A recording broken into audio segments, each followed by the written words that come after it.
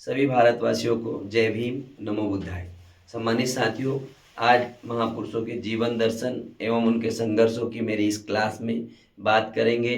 19वीं सदी के महानायक, 19वीं सदी के समाज सुधारक, दार्शनिक, क्रांतिकारी, लेखक एवं ओजस्वी वक्ता, स्त्री शिक्षा के प्रणेता, सामाजिक क्रांति के जनक एवं शिक्षा के अग्रदूत ज्योतिबा फुले की।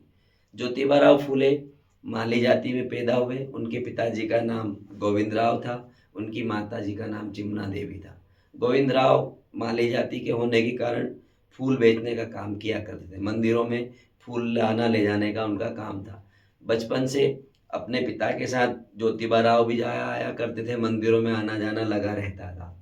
ज्योतिबा राव फुले जैसे जैसे बड़े होते गए, एक बार क्या हुआ कि उनके साथ एक घटना घटी। उनके मित्र की बारात में वो गए शादी में, तो उनके साथ में भेदभाव हुआ, और भेदभाव जातिगत भेदभाव हुआ कि पिछड़ी जाति का व्यक्ति हमारे बारात में, हमारी शादी में कैसे आ गया। वहां से उनको अपमानित करके भगा दिया गया। उस घटना का उनके हृदय पर, उनके मस्तिष्क पर गहरा आघात हुआ और वो मरने की सोचने लगे। लेकिन कुछ ही दिनों के बाद या कुछ ही समय के बाद उनके सामने एक वाक्य ऐसा हुआ, ऐसी घटना घटित हुई, उन्होंने देखा कुछ महिलाओं को, और ऐसी महिलाएं जो खुशी खुशी रह रहे, जीवन यापन कर रहे हैं, लेकिन उनके साथ जो भेदभाव हो रहा था, जो उनके साथ यातनाएं हो रही थी, या फिर उनके साथ जो घटनाएं हो रही थी, कैसी।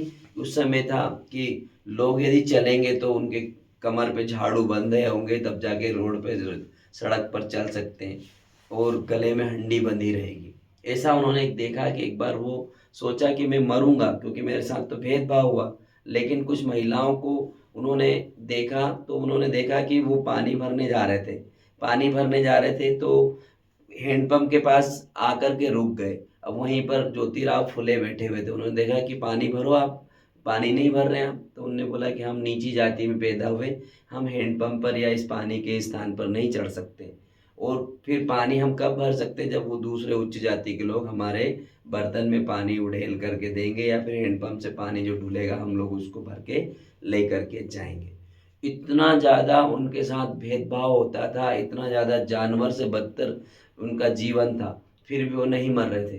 तो ज्योतिबा राव फुले ने सोचा कि यार ये तो बहुत बुरा हाल है इनका, तो उन्होंने मरना त्याग दिया। और ज्योतिबा राव फुले की शादी कम उम्र में सावित्री देवी के साथ हुआ था, जो आगे चल करके माता सावित्रीबाई शिक्षा की पहली महिला शिक्षिका देश में कहलाई, शिक्षा की अग्रदूत कहलाई। उन्होंने दोनों पति पत्नी ने प्रॉमिस किया, अपने आप से कसम खाई कि हम अब जीवन पर्यंत संतान उत्पन्न नहीं करेंगे, और इन लोगों को, जो अनपढ़ अशिक्षित लोग हैं, गरीब पिछड़े लोग हैं, इनको पढ़ाने लिखाने का काम करेंगे, शिक्षा का प्रचार प्रसार करेंगे, क्योंकि नारी सशक्तिकरण के बिना कुछ नहीं हो सकता। ज्योतिराव फुले के कार्यों से, संघर्षों से, सबसे पहले सन 1848 में उन्होंने स्कूल खुलवाया, और वहाँ पर स्त्री शिक्षा, बालिकाओं, कन्या शिक्षा के लिए, सभी के लिए उन्होंने आने का, मतलब उन्होंने स्कूल में आने की अनुमति दी। किसी भी जाति की बच्चियाँ पढ़ने आ सकती हैं। अब ये काम इतना आसान नहीं था, क्योंकि उस समय जो है सामंतवादी पुरोहित प्रथा थी कि वो वही पढ़ेंगे और दूसरे लोग नहीं पढ़ सकते। तो उन्होंने सबसे पहले अपनी पत्नी को पढ़ाया, ज्योतिराव फुले ने माता सावित्रीबाई फुले को। फिर दोनों पढ़ाने का काम करते थे। जब सावित्रीबाई फुले उस स्कूल में बच्चियों को पढ़ाने जाती, तो लोग उनके ऊपर कीचड़ फेंकते, जूठन फेंकते, गंदगी फेंकते। तो इस बात से तंग आकर के उन्होंने एक साड़ी अपने बैग में रख के ले जाना शुरू किया। एक साड़ी अलग से बैग में लेकर के जाती, एक साड़ी जो गंदी कर देते थे लोग कीचड़ और गंदगी फेंक करके, उसको बदल करके फिर से वो अच्छी साड़ी पहन करके बच्चियों को पढ़ाना उन्होंने चालू किया, पढ़ाया करती थी। इतना संघर्ष किया। फिर उन्होंने, ज्योतिबा फुले ने लोगों को, पिछड़ों को आगे बढ़ाने के लिए, गरीबों व निर्बल वर्ग के न्याय के लिए सन 1873 में सत्यशोधक समाज की स्थापना करी। सत्यशोधक समाज की स्थापना करने का उद्देश्य ये था कि पिछड़ों के हक अधिकारों को उन्हें दिलवाना है, जाति प्रथा को खत्म करवाना है, एवं शिक्षा का प्रचार प्रसार करना, शिक्षा पर जोर देना उसका प्रमुख उद्देश्य था। ज्योतिबा राव फुले जीवन पर्यंत संघर्ष करते रहे। उन्होंने फिर कुछ समय बाद में 2 स्कूल और खुलवाए, जिसमें सभी जाति के लोगों का आना जाना वहाँ पर अलाउ किया। उन्होंने परमिशन मिली, सबको शिक्षा के लिए उन्होंने प्रेरित किया और उसका फ़ायदा भी पिछड़ी जाति के लोगों ने उठाया, क्योंकि उन्होंने शिक्षा का अवसर सबको दिया। ज्योतिराव फुले ने कुछ महत्वपूर्ण किताबें लिखी। उन किताबों में प्रमुख किताब उनकी थी गुलामगिरी, तृतीय रत्न, छत्रपति शिवाजी, किसान का कोड़ा, अछूतों की कैफियत, राजा भोसले का पखड़ा। ऐसी महत्वपूर्ण 5-6 किताबें उन्होंने लिखी। उन किताबों से हमें प्रेरणा मिलती है, शिक्षा मिलती है। और मैं तो आज के मेरी इस क्लास के माध्यम से आह्वान करना चाहूँगा आज के युवाओं से कि ज्योतिबा राव फुले की किताबों को कम से कम एक बार तो ज़रूर पढ़ें। उससे इस देश में व्याप्त जाति प्रथा, कुप्रथा और अन्याय, अत्याचार और भेदभाव के खिलाफ वो भी कम से कम अपनी सोच को विकसित कर सके कि इनको कैसे दूर किया जा सके। ज्योतिबा राव फुले ने उन किताबों के बाद में एक दीनबंधु नामक एक साप्ताहिक समाचार पत्र भी निकाला। उसमें हमेशा उन्होंने सामाजिक सुधार के साथ साथ किसानों और श्रमिकों के भी वो हितैषी रहे। तो उन्होंने किसानों और श्रमिकों के हकों की आवाज़ उठाई उनके दैनिक साप्ताहिक समाचार पत्र दीनबंधु में। ज्योतिबा राव फुले एक ऐसे समाज सुधारक थे जिन्होंने उस हमारे देश के अंदर विधवाओं और जो बच्चियां रहती थी छोटी, जिनको कह सकते हैं कि अवैध संबंधों के कारण बच्चे उत्पन्न हो जाते थे, उस समय बहुत बुरी प्रथाएं थी, उनके कोई भी रखवाले नहीं होते थे, उनके पिता का कोई ठिकाना नहीं होता था। उन लोगों के लिए उनने आश्रम खुलवाए, विधवाओं के लिए आश्रम खुलवाए, किसी भी जाति की महिला हो, क्योंकि उस समय ऐसा मानना था सबका कि जैसे ही किसी का पति मरता है तो औरतों का मुंडन करवा देते थे, तो वो सम्मान से नहीं रह पाती थी महिला। तो उन्होंने विधवाओं के लिए आश्रम खुलवाए और उन आश्रम में सभी जाति की महिलाओं का आना जाना और परमिशन दे दी कि यहाँ पर आकर के सम्मान के साथ रह सकती है।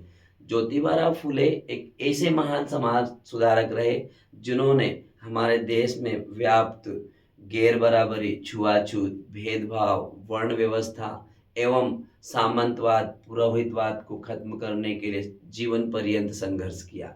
इस देश के अंदर भारतीय समाज में फैली अनेक कुरीतियों को दूर करने के लिए उन्होंने जीवन पर्यंत संघर्ष किया और उनके इन महान कार्यों के लिए सन 1888 में मुंबई में उनको महात्मा की उपाधि से सम्मानित किया गया।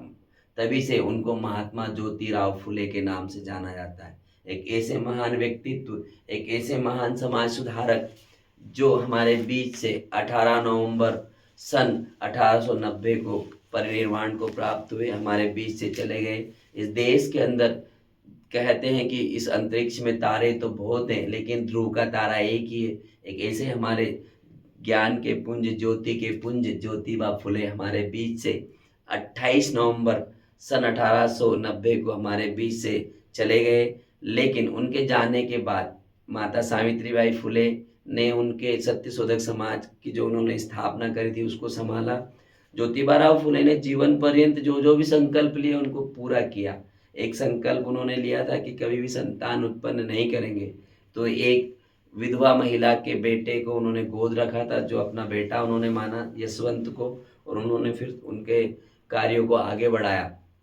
सम्मानित साथियों, मैं आपको बताना चाहूँगा कि पिछली 2 शताब्दियों में जिन 2 महापुरुषों ने रूढ़िवादिता, पुरोहितवादी संकीर्णता और जाति व्यवस्था के विरुद्ध कार्य किया तथा दलित शोषितों के सर्वांगीण विकास में अपना जीवन समर्पित किया, ऐसे उनमें 2 महान जो समाज सुधारक रहे या महान व्यक्तित्व रहे, उनमें सबसे पहला नाम तो ज्योतिराव फुले का आता है और दूसरे नंबर पर डॉक्टर भीमराव अंबेडकर का आता है, जिन्होंने पूरे जीवन पर्यंत गैर बराबरी, छुआछूत, भेदभाव को दूर करने के लिए संघर्ष किया।